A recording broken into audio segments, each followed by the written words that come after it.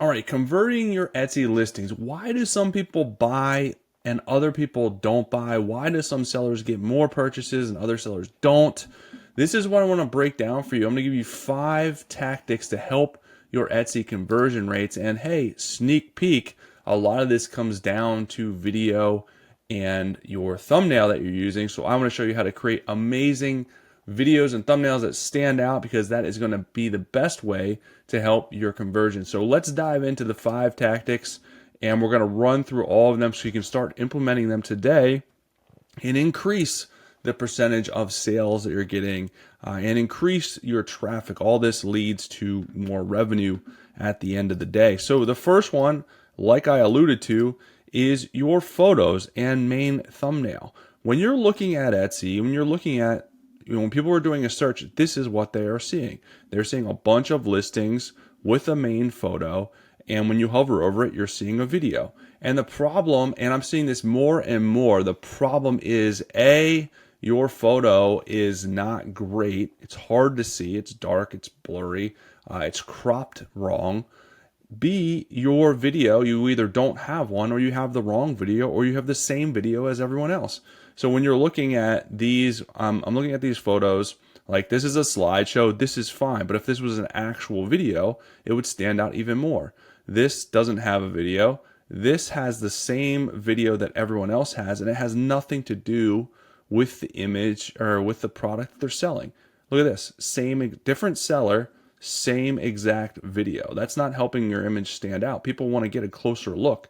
They want to see the item in use. They want to see how it's being worn. There's a lot of things. Again, same video, almost the same video. Like, people are just copying each other. This is a slideshow, same video, same video. You know what I mean? This is it. People are just copying each other, and this is not helping them sell this product anymore. Of course, some of these are selling, but how much more could they sell if they actually had a real life video?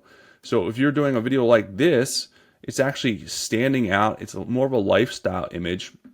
So what I'm using to create this video, which you can see, the nice thing about Kittle, which there's a link below to try this out. The nice thing is you can start with your photo, and then you can turn it into different product photos, lifestyle images that you can make your own, because you're using AI. So this is all going to be different.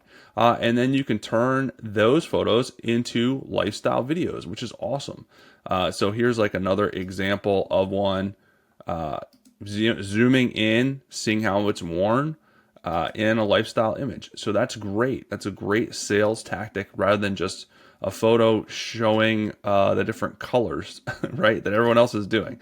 Here's another one off a flat image. So you can kind of see it just zooms in on it. So that's fine too, whatever you want to do. You have a lot of flexibility to be able to do this, but you can see this is vastly different than something like this. Like, how is this helping? This is the size guide. People, when they're buying stuff, they're tied to it emotionally, or they're tied to it because it's a gift. So they want to actually, if they're hovering over it, they want to see more of that image. They don't want to see the size guide yet. That is the last thing that they want to look at. Okay, I love this. I can see myself in this, or I can see who I'm purchasing for. Wear this. Now let's see, okay, do they have the right size? And I'm sure you're going to have the right size. So that's why you have to make sure that you're doing this way. So Kittle, the nice thing about it is you can go in here. They have a bunch of templates to start from for Etsy, which is fantastic. You don't have to use one of these templates. You can start with AI to create your design, or you can just start with a new project to create your design. And then you basically turn that design into a product image, and then into an actual video, which is really, really nice. So there's a lot of different tools. The nice thing about this is it's kind of an end-to-end solution. You can start with creation to mock-up to product video. So if I go in here, I can do a new project, and I'll just do something really fast so you can see this, because I think you kind of get the idea of how cool this is. So I can start with either a template, or I can go in here and search for an illustration, or I can search for a mock-up, whatever I want to do. So what I would probably want to do is just start with some type of illustration. So let's just do dog design, since I like dogs. So we're just going to keep this super simple. Now, again, you have your own design. You can be more creative with this, of course. So we would add this in to our artboard. And then once we have this, we can go in and then from the artboard, we can create a mock-up of this image. So it's going to immediately put it on a shirt. Or you can do a bag mock-up, or you can do a hat mock-up, or you can do a phone mock-up. So whatever you want to do, it's going to create this for you. So it automatically defaulted to kind of like a random design. But over here is where you can see, because I hit that too many times. But then from here, you can do a video board from this mock-up, and you can tell it, you know, show the bag, show the woman putting the bag on her shoulder, right? And it's going to create a video from this. All right, here we go. That video generated just off a very simple prompt.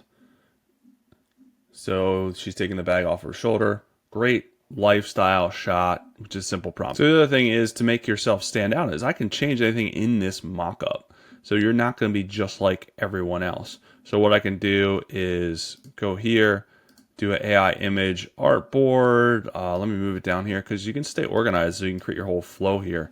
And then basically change what I want. So change the background to outside by a lake or something like that.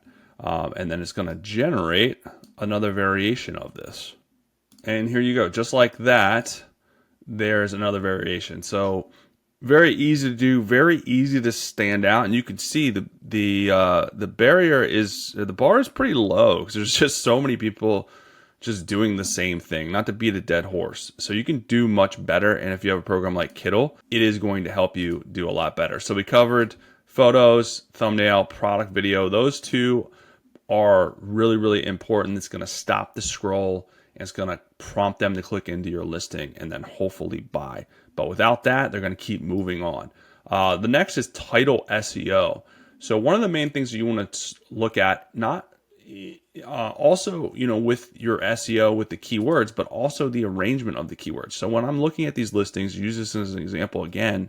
And the main thing that Etsy's been pushing with when they're talking about the title revamp and shorter titles, the main thing they're getting at is having the most important, the most relevant keywords first in your title that matches the picture. Because a lot of people are keyword dumping non-relevant keywords first in their title, and it's causing confusion and it's causing people not to click into your listing. So you want to make sure that the first set of keywords is the most important. So this listing, comfort color vintage cotton, that has nothing to do with this design being plants or flowers, right? That is a mistake. That's what Etsy's talking about. So this was gardening shirt, funny gardening. I mean, that kind of doesn't read well, but at least it's relevant to the picture. You have gardening shirt, funny gardening, all right in the picture. Pathos shirt, comfort colors. Okay, pathos, that's the main keyword. That's fine. Comfort colors, botanical tree. Botanical tree, I'd want probably before comfort colors.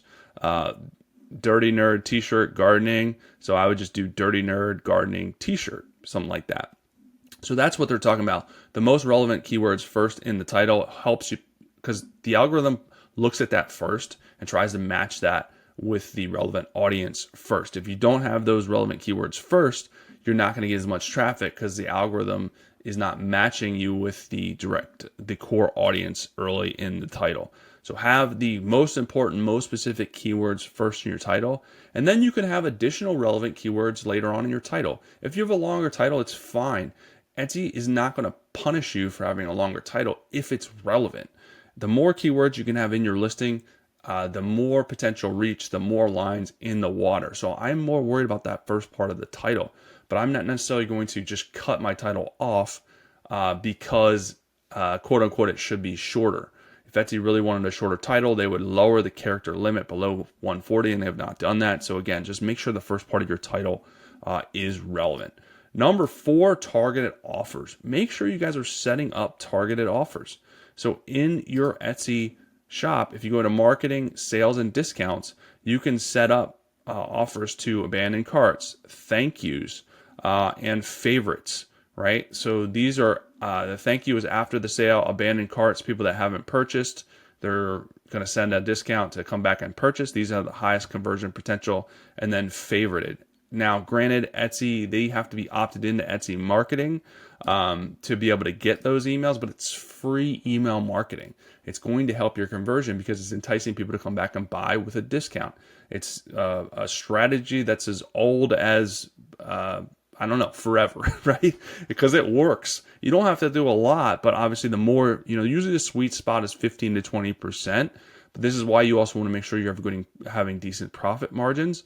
So you can account for some of those marketing, you can account for fees, and you can entice people to come back and buy. And it's automated. It sends it automatically if they're opted in. So it's a great way to boost your conversions. Finally, the last one is social proof. So this is really important too. Why will they buy from you when they could buy from someone else? Well, if you have social proof, that really gives them the trust factor to buy from you. So reviews are really good social proof. So you want to make sure, A, you're getting good reviews, you're getting reviews often. So how do you do that? Well, you have a great product, you ship out on time, you follow up with them after the product is delivered and ask them, hey, does this item meet your expectations? I see it was delivered. If so, if you're happy with it, please leave me a 5-star review. Ask them to leave you a 5-star review. So send them that message. So A, you're hitting on it from a customer service perspective. B, you're then going to follow up and get reviews and increase your review rate, and that helps. It helps boost you as far as the algorithm is concerned. It helps boost you from an SEO standpoint, and it looks good from a social proof. The other thing that you want to do is once you have social proof, once you have reviews, you want to include those in your listings. So you can, this listing does not have it, I don't think. Okay, yeah, they do. So something like this is really good. Use the reviews to your advantage as social proof in your listing. So people are clicking through here. They're not always going to click down and look at your reviews here, even though they might, but we can be redundant with the most important stuff that we should be redundant about, because people aren't going to read every aspect of your listing. And this is another cool feature which you can do. Here's a good example. If you go back and look at this flow that we looked at earlier, so they're using it as more pictures in terms of color charting, which is great, right? Your pictures aren't all of the product. Your pictures are also going to help sell the product. So color charts, size charts, but here we go. Here is social proof. If we go up, I don't know why it keeps popping over there. If we go up and click here, and then I zoom in, we can kind of see the social proof, and you can customize this, which is really cool. You can edit all of this, make it your own, and get some really good social proof to interject back in your listing. And it's going to help people be like, okay, other people love this. Other people are happy with it. I'm going to buy it too. It's the same reason that people look at restaurant reviews. The same reason people look at hotel reviews. Reviews are everything, and they're so important. So make sure that you're leveraging the good reviews that you're getting as social proof inside your listing. If you don't have any reviews yet, make sure you're following up. If you don't have any sales yet, you got to work on getting sales. You can ask friends and family to get, to buy from you, whether you want to reimburse them or whatever, so that they can leave reviews that you can then use as social proof. It's a proof of concept. It's going to help you. So there are multiple strategies that you can employ there to get more reviews and get more reviews often. But those are the top 5 strategies for conversion. If you guys want to use Kittle, which I strongly suggest you do, it's the best way to stand out. Right now, I really enjoy using the app. It's fun to use. You can set up full workflows. But they're doing a deal right now for Etsy sellers. So you can get 2 months free on yearly plans. And then you get extra additional video credits, depending on what plan you're doing for Pro, Expert, Max. So this is good till April 25th. So it's ending soon, but use Etsy code Etsy at checkout, and I'll include my link below as well to be able to do that. So really, really cool thing that they're doing for Etsy sellers. They are catering. I think what I like most is they're starting to really cater to Etsy sellers, because they have, Etsy, they have Etsy specific templates, which is really good. So you can move even faster to set up these workflows and use it for your Etsy listings. But you can see there's not a lot of people doing this. So in your niche, if you start doing it, you're really going to stand out really, really fast. So hopefully that helps you guys out. I'll be back soon with some more good stuff for you.